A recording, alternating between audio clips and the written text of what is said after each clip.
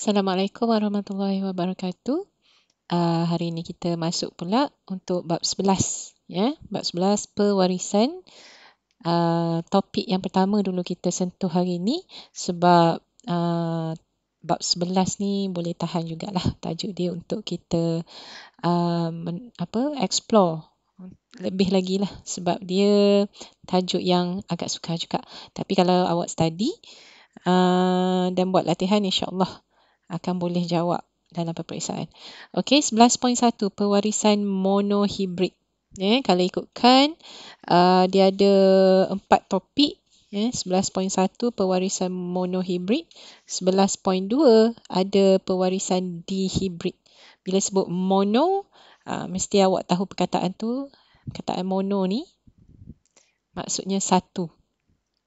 Kan? Kalau dihibrid, D tu melibatkan dua kacukan. Nanti kita tengok lebih mendalam lagi lah melalui soalan praktis formatif 11.1 dulu. Okey, mungkin awak dah tengok video yang sebelum ni tentang bab 11. 11.1 pewarisan monohibrid. So kita kena tahu dulu apa yang dimaksudkan dengan maksud pewarisan monohibrid pada muka surat 230 buku teks. Okey. Kalau tengok kat sini, pewarisan monohibrid. Ada definisi dia kat sini ya. Okey, pewarisan monohibrid melibatkan satu ciri dan trait berbeza yang dikawal oleh satu gen. Apa yang dimaksudkan dengan definisi ni? Bila saya dah cakap tadi mono, perkataan mono ni, perkataan mono ni kita dah tahu satu. Jadi bila ingat pewarisan monohibrid, dia nak mewarisi satu ciri. Ni mewariskan satu ciri. Mungkin ciri tu kita boleh tengok jadual kat bawah. Daripada video pun dia tunjuk jadual kat bawah ni lagi senang untuk kita faham lah. Kalau untuk tumbuhan. Okey, ni jadual kat bawah ni. Untuk maksud dia tadi satu ciri dan trait berbeza. Apa dia trait? Trait ni pun ada pada jadual. Lepas ni kita tengok yang dikawal oleh satu gen. Apa dia gen? Gen ni datangnya daripada DNA. DNA ada kat mana? Kromosom. Awak dah belajar bab ataupun topik tentang mitosis kan? Terutama sekali meiosis lah. Jadi, yang ni berkait tentang gen ataupun DNA yang ada pada kromosom. Okey, kita balik pada perkataan trait dan juga ciri tadi. Bila sebut pasal pewarisan monohibrid, monohibrid hanya melibatkan satu ciri sahaja. Contoh, kalau misalnya ciri yang kita pilih adalah ataupun soalan menyatakan pewarisan monohibrid. So, ciri dia satunya adalah tentang bentuk biji benih. Bentuk. Okey, ni ciri dia. Kalau trait, trait adalah berkaitan tentang ciri. Bila sebut bentuk, mungkin bentuk kalau kat sini tentang pokok kacang pis, mungkin bentuk dia bulat ataupun berkedut. So, bulat dan berkedut ni adalah trait bagi ciri bentuk biji benih. Okey. Slow. Boleh faham sebenarnya. So, sebab tu kita kena buat banyak latihan dan dengar video keterangan dari cikgu-cikgu yang berkenaan. Yang teacher bagi sebelum ni tentang topik 11.1 daripada Cikgu Mardiah. Dan juga Cikgu Firdaus Mendel pun okey juga. Okey, next ciri yang kita mungkin boleh tengok pada pokok kacang pis. Pokok kacang pis ni salah satu eksperimen Mendel sebenarnya. Okey, so dia ambil dari segi ciri warna biji benih. So bila sebut warna biji benih untuk pokok kacang pis, trait dia sama ada kuning ataupun hijau. Ni kalau tumbuhan. Okey, contoh kalau misalnya untuk manusia, mungkin takut awak tak jelas lagi. Kalau untuk manusia, ciri apa yang kita boleh ambil? Contohnya, warna rambut. Warna rambut boleh, warna mata boleh, warna kulit boleh. Satu ciri. Okey, satu ciri. Bila monohibrid, satu ciri sahaja. Okey. Kalau warna rambut, apa trait dia? Trait sama ada apa?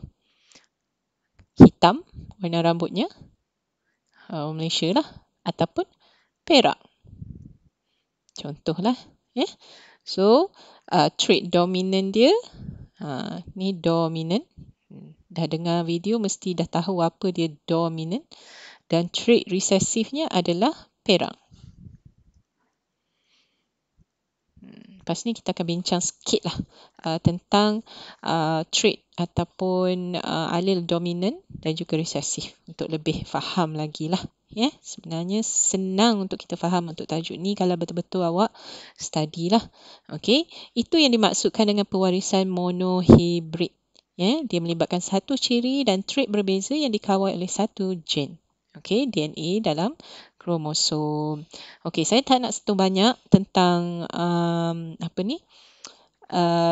pewarisan monohibrid ni. Dia ada banyak. Jadi sebab tu teacher bagi video untuk mudah awak faham. Dan ni pula adalah rajah yang menunjukkan kacukan monohibrid yang dijalankan oleh Mendel bagi kacang pis. Lebih kurang sama je dalam soalan praktik formatif 11.1 pun kita akan guna sebenarnya kacukan monohibrid. Terutama sekali soalan nombor 2. Mana-mana yang dah hantar jawapan kepada teacher, macam mana awak dapat soalan nombor 2? Patutnya dia kena buat kacukan monohibrid tau. Baru dapat jawapan dia. Okey, tengok muka surat 232. Istilah-istilah penting yang memang awak kena ingat dan faham lah yang berkaitan dengan pewarisan. Okey, muka surat 232 ni dia terangkan tentang gen dan alel. Apa dia gen dan alel? Pada gambar pun dah ada sebenarnya. Okey, gen. Kalau kita tengok sini, gen merupakan unit asas pewarisan yang terdiri daripada satu segmen DNA yang menduduki lokus tertentu pada kromosom. Unit asas pewarisan yang terdiri daripada satu segmen DNA. Jadi dia ada segmen-segmen dia. Yang ni kan awak dah belajar pasangan kromosom homolog. Bila sebut pasangan kromosom homolog, terus ingat meiosis, pembahagian sel iaitu meiosis. Awak dah belajar masa tingkatan 4. Okey, so unit asas pewarisan yang ada pada satu segmen DNA, inilah sebenarnya. Okey, kawasan yang warna merah ni, kawasan yang warna merah yang ditunjukkan ni adalah unit asas bagi pewarisan. Okey, gen. Dia terdiri daripada mungkin ciri-ciri bagi ketinggian, warna rambut, warna kulit dan sebagainya. Itu adalah gen, unit asas pewarisan. Untuk alel bentuk alternatif gen bagi trait tertentu yang menduduki lokus yang sama pada sepasang kromosom homolog. Okey, kalau awak tengok lokus gen ni, ada pada gambar ni. Lokus gen ni dia menunjukkan kedudukan. Kedudukan, kawasan ataupun tempat. Kedudukan atau kawasan ataupun tempat bagi sesuatu ciri. Okey, contoh kalau kat sini warna kelabu ni, warna kelabu ni kita tengok ada huruf T besar dan ada huruf T kecil. Jadi gen pada lokus ni mengawal ciri ketinggian. Dia ada keterangan dia kat sini ni. T besar, T kecil ni sebenarnya mewakili ciri ketinggian. Jadi lokus dia berada pada kedudukan yang sama untuk ketinggian. Mesti keadaan yang sama. Warna kelabu, sebab tu dia warnakan warna kelabu pada kedudukan yang sama. Dia tak boleh kelabu duduk sini, kan? Katalah T besar ni duduk sini, lalas T kecil duduk bawah. Tak boleh. Yang ni salah. Okey. Lokus gen mesti sama untuk sesuatu ciri tu. Okey. So, kalau kita tengok huraian dia kat sini, katakan gen pada lokus ini mengawal ciri ketinggian. Kalau kita tengok dekat gambar rajah ni, dia wakili ciri ketinggian, maka gen tersebut diwakili oleh alel yang mengawal trait bagi ketinggian. So, bila T besar, terus automatik kita akan ingat dia mengawal trait tinggi, dominant. Manakala T kecil mengawal trait rendah. Trait rendah untuk recessive. Lepas ni kita tengok balik apa yang dimaksudkan dengan dominant dan juga recessive. Okay, next. Ciri dan trait. Yang ni pun kita dah bincang sikit tadi. Jadi mudah fahamlah sebenarnya. Ciri dan trait. Okey, apa maksud ciri? Apa maksud ciri? Faktor yang diwariskan seperti ketinggian, warna mata, kumpulan darah dan kehadiran lesung pipi. Ada banyak lagi lah ciri-ciri yang boleh kita bagi contoh. Tapi ni yang ciri yang paling mudah untuk kita ingat. Ada pada diri awak ciri apa?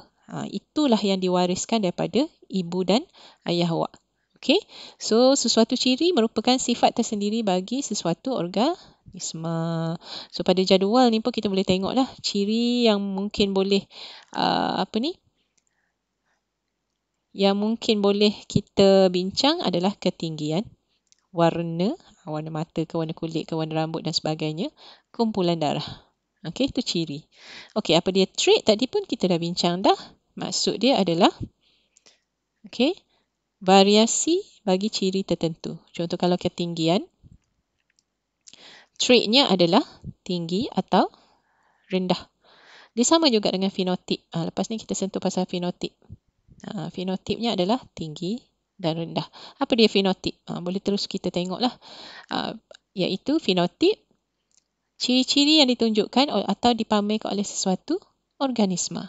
Contoh, tinggi. Kalau kita tengok sini, fenotip untuk ketinggian tinggi. Ataupun satu lagi adalah rendah. Okey. Warna, mungkin kalau kat sini ada merah, ada putih ni, lagi senang kalau kita gunakan warna mata. Warna anak mata. Warna anak mata mungkin hitam atau coklat. Contoh perang dan sebagainya. Okey, itu adalah trait dan lebih kurang sama macam fenotip. Fenotip ciri yang dipamerkan oleh sesuatu organisma. Okey, apa dia genotip? Genotip komposisi gen. Apa dia komposisi gen? Komposisi gen kandungan gen sesuatu organisma dan tidak dapat dilihat. Biasa diwakili oleh apa? Kalau T besar diwakili oleh genotip dominant. T besar T kecil pun sama, genotip dominant bagi tinggi. Ataupun T kecil genotip bagi rendah, iaitu recessive.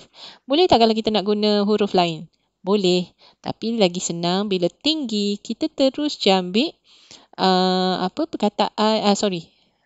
huruf di depan sekali untuk senang kita ingat, ni tinggi. Kenapa tak guna R untuk rendah? Boleh juga, tak ada masalah. Tapi mesti satu huruf sahaja, satu jenis huruf sahaja. Kalau misalnya awak nak guna A untuk mewakili ketinggian, kalau untuk genotip dominant, so genotip dominant kita boleh tulis A besar ataupun A besar, A kecil. Ini untuk genotip dominant.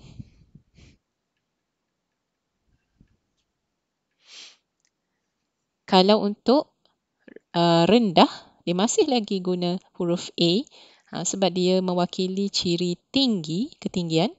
Okay, so recessive adalah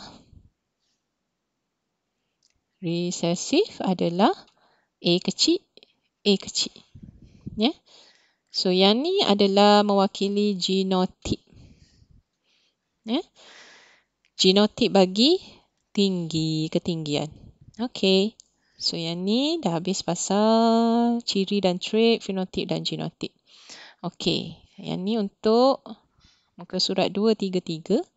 yang memang awak kena tahu sedikit pasal alel dominan dan alel resesif. Apa dia alel? Kita dah bincang tadi. Alel bentuk alternatif gen bagi trait tertentu yang menduduki lokus yang sama.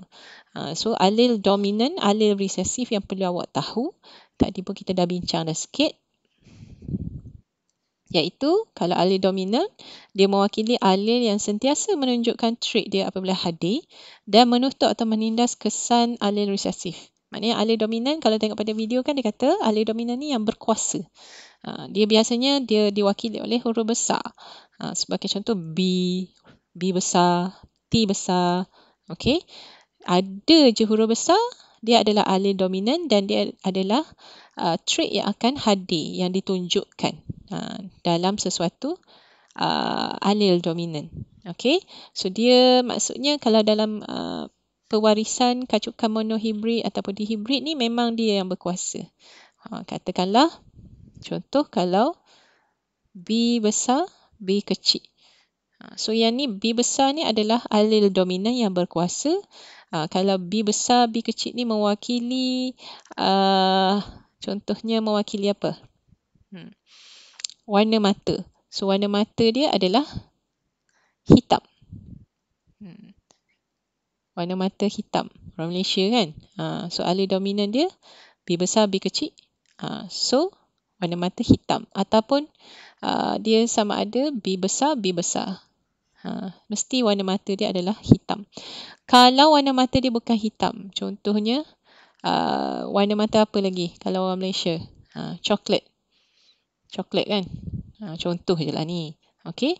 So, alel. Adakah ini alel dominan? Bukan. Ini adalah alel resesif. Iaitu kita tulis B kecil, B kecil. So, dia mewakili alel resesif untuk warna mata coklat. Berlawanan dengan alel dominan lah. Dia tak ada lah huruf B besar tu. Dia dua-dua huruf B kecil. Kalau awak tengok keterangan dia pun ada kat sini. Alel resesif. Alel yang menunjukkan traitnya apabila kedua-dua alel ialah alel resesif. Dua-dua huruf kecil. Okey. Diwakili oleh dengan huruf kecil, contohnya B kecil. Okey.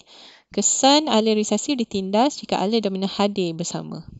Maksudnya kalau ada je alel dominan B besar, maka kesan alel resesif tu untuk B kecil akan tertindas. Tak hadir lah. So dia akan jadi warna mata, contoh yang tadi teacher bagi ni kat sini ni. B besar, B kecil, B besar, B besar, dia akan jadi warna hitam. Walaupun kat sini dia ada B kecil, huruf B kecil ni ada.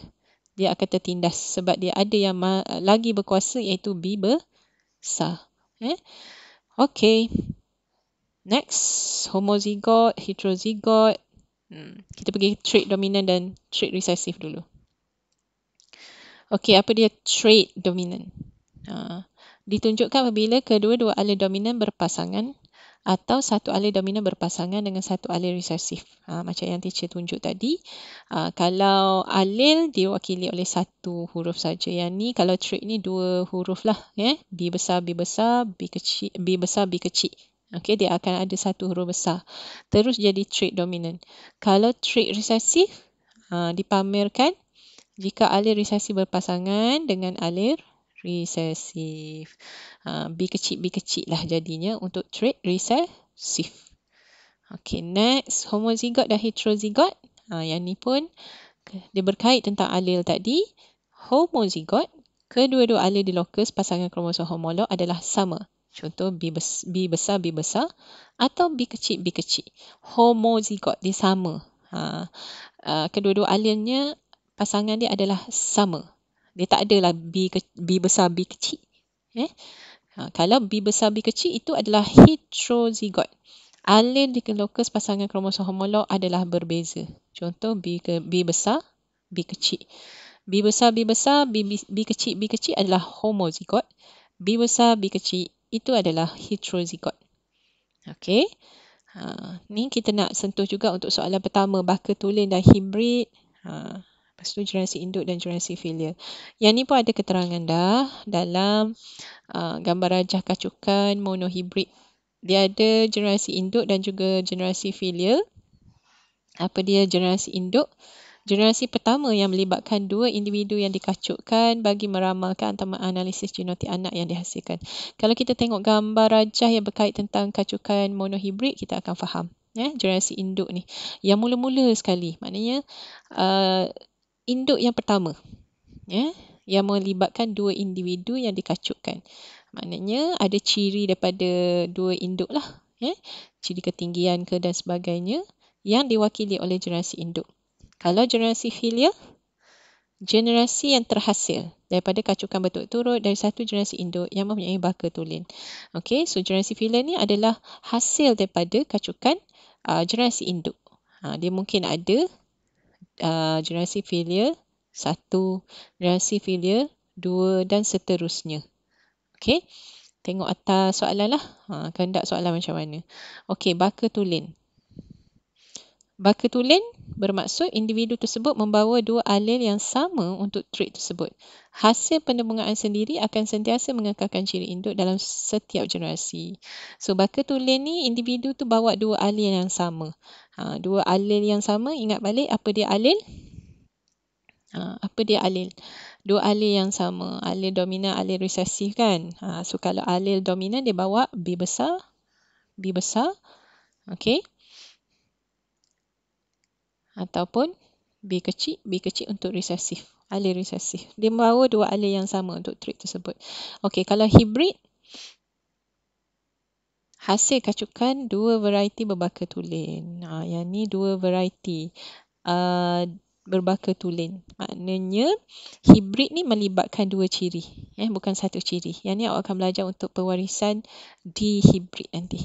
Kita tengok keadaan macam mana nanti. Kalau monohibrid, hasil kacukan dua variety berbaka tulen ni, kalau untuk monohibrid, dia memang hanya melibatkan dua trait sajalah. Contoh, kalau untuk ketinggian, tinggi atau rendah. Kalau monohibrid. Okey, tengok soalan.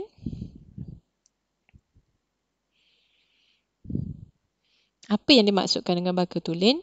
Baru je kita bincang tadi. Okey, kat bawah ni pun ada. Baka tulen muka surat 233. Okey, yang ni muka surat 233 ada jawapan. Sangat mudah lah. Cuma kita kena faham lah. Okey. So, baka tulen bermaksud genotik organisma berada dalam keadaan homozigot, sama ada homozigot dominan ataupun homozigot resesif. Ingat balik, kalau homozigot dominan sama ada B besar ataupun B besar B kecil. Okey, yang ni B kecil resesif. Homozigot dia kena sama kan.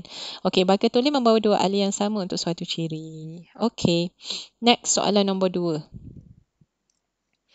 Soalan nombor 2 ni kita kena buat kacukan. Monohibrid kena tulis sikit.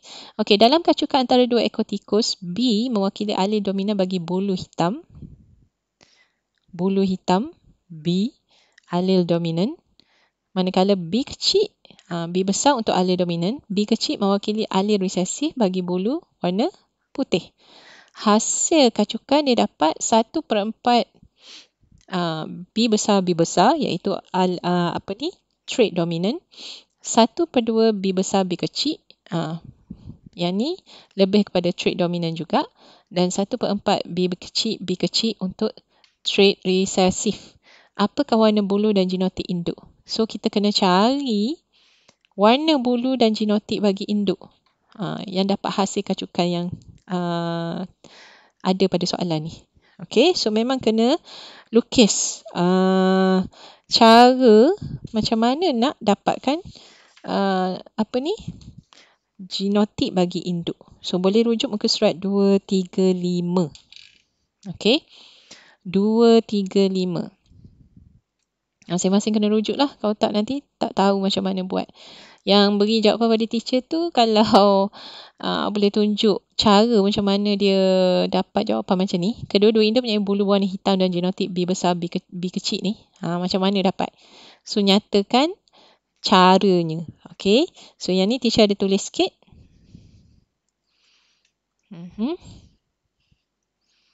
Sekejap ya.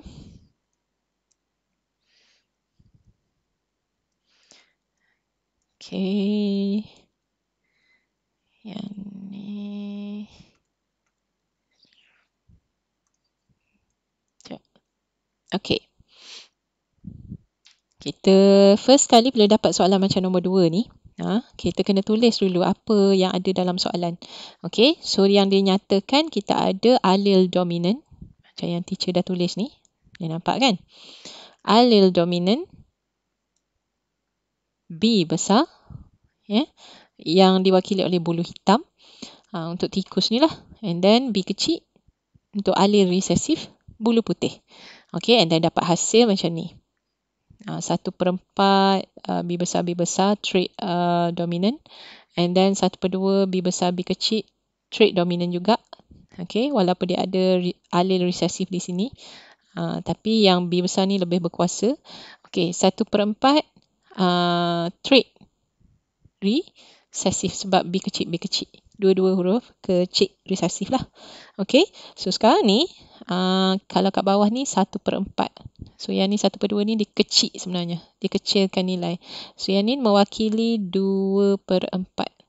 Kalau kita besarkan balik nilai dia untuk B besar B kecil, dia ada 2. Yang ni ada 1. Okay, 1 B besar, 1 B kecil. So daripada apa yang dia beri tu, kita boleh tulis macam ni. Daripada muka surat 235 boleh rujuk sebenarnya. Okay, induk asal kita nak cari sebenarnya kan. Okay, boleh juga kita andaikan kalau kacukan yang berlaku ni hasilnya seperti ini. Okay, so nisbah tadi kalau ikutkan B besar ni adalah trait untuk bulu hitam. So nisbah dia dapat 1. Yang ni 1/4. Okay, yang ni pula dia dapat 2/4. B besar B kecil, B besar B kecil. Dia ada 2 kan? 2/4 ataupun kalau kecil kan dia jadi 1/2. Okay, and then dia dapat pula B kecil untuk resesif 1/4. Okay, sekarang apa yang perlu kita buat? Dia jadi terbalik sebenarnya. Kalau cara teacher lah. Dia jadi terbalik. Okay. Kalau tengok sini. Kita nak start daripada bawah. Okay. Genotik antarhasil dah ada. Persenyawaan. Bila nak berlaku persenyawaan, dia akan ada silangannya. Kalau tengok muka surat 235. 235 macam ni kan? Ni. Rajah skema kacukan monohibrid. Memang kena buat macam ni. Baru kita dapat jawapan. So, siapa yang dah jawab tu, adakah betul awak buat macam ni? Kalau betul, tak apa. Maksudnya awak faham. Tapi, kalau yang tak faham tu, memang kena tengoklah cara-cara macam mana dia buat kacukan monohibrid ni. So, start pada bawah. Kita ada tadi nisbah. Kan? Dan kita ada genotik. Genotik untuk hasil dia lah, anak dia. And then bila yang teacher kata silang tadi, itu persenyawaan. Ini yang kita kena buat ni. Bahagian ni yang kita kena buat ni, silangan tu. Dia biasanya kalau silangan tu dia akan start dengan gamet yang diwakili oleh genotik asal, genotik induk. Gamet apa yang dia dapat. So gamet tu datang daripada proses meiosis. So B besar dia akan dapat daripada kat sini. Silangan dia kat sini satu lagi. Sebab dia melibatkan dua apa orang kata? Dua fenotip induk. Betul tak? Dua fenotip induk. Kalau kat sini ungu dengan ungu. B besar B kecil dikacukkan dengan B besar B kecil. Okay, so gamet dia macam ni lah keadaan dia. Okay, mari kita try. Awak boleh rujuklah buku teks. Okay, mari kita cuba. Okay, kalau persenyawaan. Macam mana dia dapat gamet? Gamet dia, teacher bulat dulu. Okay, persenyawaan dia, kalau yang ni. Betul tak? Okay. And then satu lagi. Ni pergi ke sana. Okey. Yang ni pula. Yang ni teacher guna pen warna lain. Nampak sikit kan? Ni sini. Ni ke sini. Okey. Sebab ini kalau ikutkan, sorry, tak nampak ni. Kalau garisan tu nak menunjukkan ni kawasan untuk fenotip induk mungkin daripada tikus jantan. Yang ni tikus jantan, ni tikus betina. Sebab tu silangan persenyawaan dia macam ni. Okey, silangan persenyawaan dia macam ni. So, kita balik semula pada soalan. Okey, kita nak catat apa dia gamet yang terlibat. So, kalau B besar ni, B besar, so gametnya hasil daripada silangan persenyawaan. Okey, B besar. Tengok yang pertama ni dulu. Tengok yang pertama ni dulu, B besar. Akan dikacut dengan B besar. Akan disenyawa dengan B besar juga. Okey, alil dominan. B besar. Dia dapatlah genotip macam ni. Okey, dah dapat dah. Okey, B besar, B kecil pula. B besar, B kecil. Okey, daripada sini. Daripada yang ni. Disenyawakan dengan B kecil. Alil resesif. Tapi tenggelam lah sebab dah ada B besar kat tepi dia. Ni. Sebab ada dominan. Alil dominan. So, dia jadi B besar, B kecil. Okay. And then, untuk persenyawaan seterusnya, kalau tengok sini, B besar. Dah ada dah kan? B besar. Ni. B besar dengan B kecil. Okay. Betul tak? Kalau untuk yang seterusnya, dia dapat ni. Kalau untuk B kecil dengan B kecil. Kalau tengok sini, betul tak persenyawaan dia? Betul. Tengok persenyawaan dia. B kecil, B kecil. Okey, dapat hasil memang macam tu. So, gamet yang dia dapat adalah B besar, B kecil, B besar, B kecil. Okey. So, hasil pada meiosis lah ni dapat gamet macam ni. Okey. Apa genotip untuk induk? So, kita boleh tulis sebagai apa? Ni ada B besar, B kecil. B besar, B kecil. Yang ni? B besar, B kecil juga. So, B besar, B kecil mungkin untuk tikus jantan. Hasil pada meiosis dia menghasilkan gamet ni. B besar, B kecil. Alil yang ada lah. Dia ada alil dominan kat sini dan juga alil resesif. Okay. And then, untuk tikus betina, mungkin dia ada dua alil tersebut. B besar, B kecil jugalah. Okay. Sama juga. So, apa fenotip dia? B besar, B kecil saja teacher tanya. Bila B besar, B kecil, tadi kita dah tahu dah. Dia ada alil dominan dia B besar yang berkuasa. And then B kecil, alil resesif dia ada juga. Tapi yang berkuasa adalah B besar. So, yang ni adalah yang berbulu hitam. Okay. Tikus jantan berbulu hitam. Tikus betina? Berbulu hitam juga. Sebab ada B besar. Alil dominan dia ada yang berkuasa. So, dia menunjukkan ciri berbulu hitam. Walaupun ada alil resesif di sini, dia tenggelam.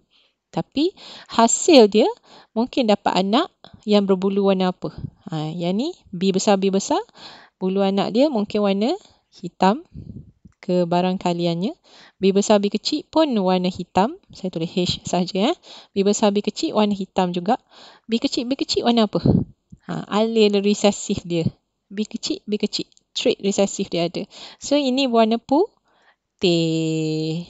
Sebab kita tengok pada soalan, kat sini dah bagi tahu dah, alil resesif bulu putih. B kecil.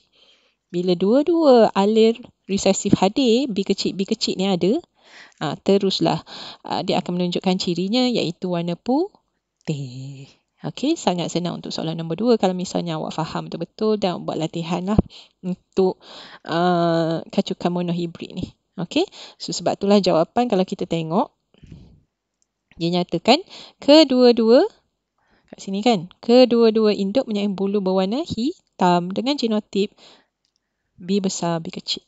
Sama seperti apa yang kita lukis rajah untuk kacukan monohibrid. Okey, so inilah jawapan dia. Ni. Okey, harap semua fahamlah untuk soalan nombor 2. Okey, soalan nombor 3. Katakan, soalan ni katakan alil bagi tinggi diwakili oleh simbol T. Alil bagi tinggi. Alil bagi ketinggian diwakili oleh simbol T besar. Alil bagi kerdil diwakili oleh simbol T kecil. Apakah genotip dan fenotip hasil kacukan antara pokok tinggi dengan pokok kerdil jika kedua-dua merupakan baka tulen? Ingat balik baka tulen tadi. Okey. Kalau misalnya baka tulen kita tahu dia bermaksud individu tersebut membawa dua alil yang sama untuk trait tersebut.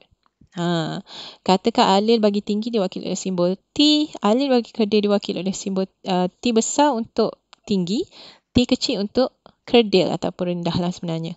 Apakah genotip dan fenotip hasil kacukan? So dia nak sekarang genotip dan fenotip hasil kacukan pokok tinggi dengan pokok kerdil. Okey, sekarang kita boleh cuba juga cara kita nak tulis ataupun lukis kacukan monohibrid ni. So dia nak sekarang kacukan yang dibuat adalah soalan nombor 3. Okey, kita ada fenotipnya adalah fenotip induk lah sebenarnya. Okey, fenotip induk. And then kita ada genotip dia apa? Genotip induk. Okey, and then kita kena tulislah apa yang diwakili oleh hasil kacukan pokok tinggi dengan pokok kerdil. Okey, pokok tinggi ni fenotip dia dikacukkan dengan pokok kerdil. Okey, genotip dia katakanlah daripada soalan dia dah bagi tahulah simbol dia adalah T. Yang ni untuk tinggi, T besar, kerdil, T kecil. Okey, genotip dia. So, apa hasil kacukan antara pokok tinggi dengan pokok kerdil jika kedua mereka baka tulen?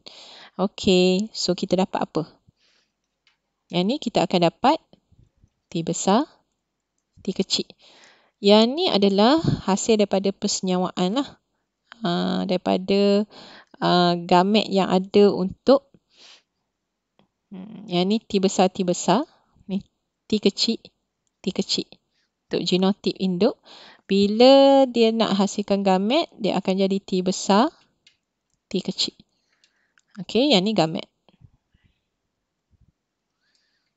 Okey, next dia akan dapat genotip untuk hasilnya adalah dia akan dapat apa?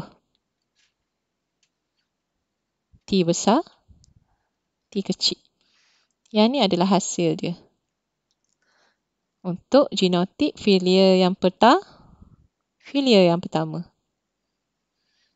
Inilah. Okey, apa fenotip dia? Fenotipnya adalah dia nak juga fenotip kan? So fenotip dia apa? Fenotip untuk filial yang pertama, hasil kacukan yang pertama. Okey, dia akan dapat fenotipnya adalah dia mewakili pokok yang tinggi.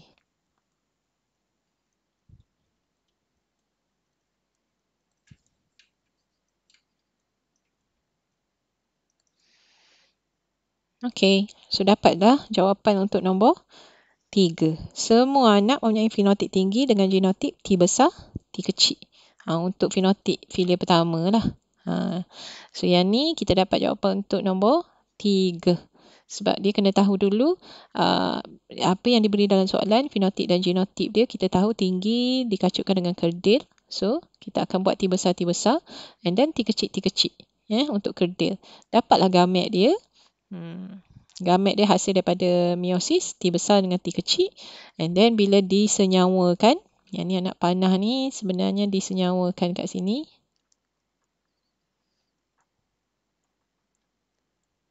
Dapatlah genotip dan fenotip untuk anak filia pertama, iaitu T besar T kecil, pokok yang semuanya tinggi.